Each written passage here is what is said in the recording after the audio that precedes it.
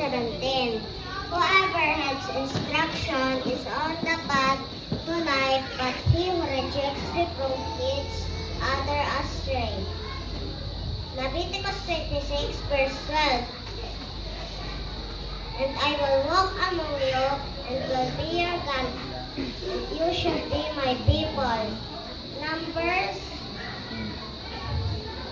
14 verse 17. And now please let the power of the Lord be great as you have promised, saying. Ruth 1 verse 21. I went away full, but the Lord has brought me back empty. Luke 19 verse 10. For the Son of Man came to seek and to save the lost. 2 Corinthians 8 verse 12. For if the readiness is there, it is acceptable according to what a person has, not according to what he does not have.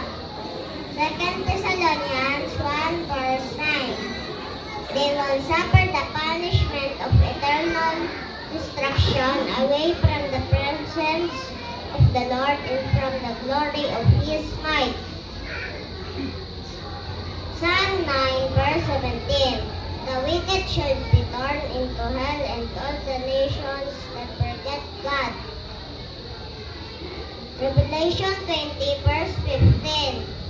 Whoever was not found written in the book of life was cast into the lake of fire.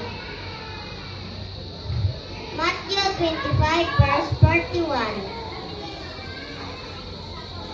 Hell was designed originally for Satan and his demons. Acts 3 verse 19.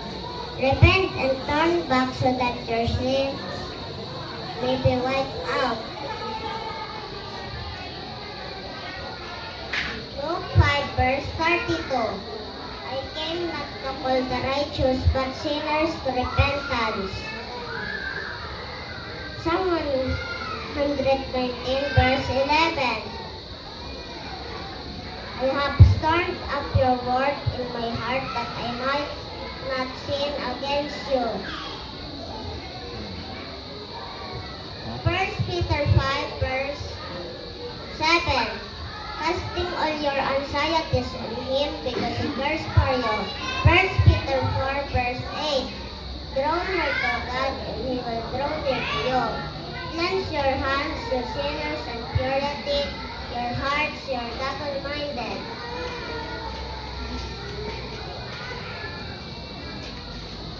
Proverbs 17 verse 17.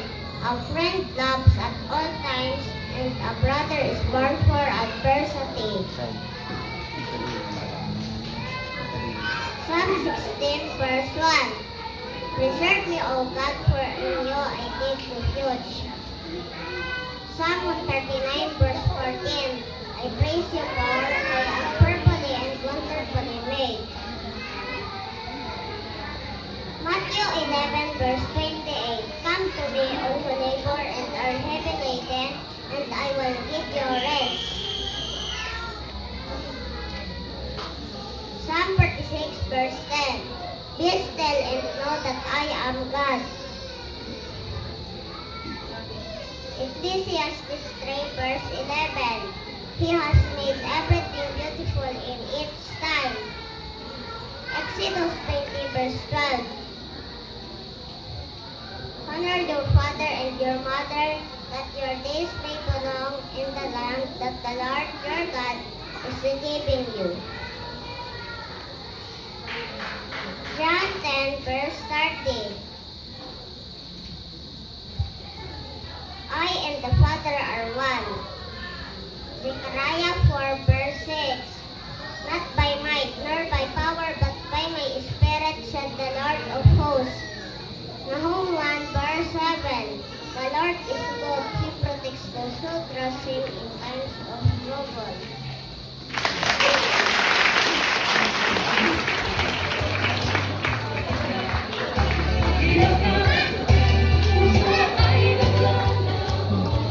Opo na.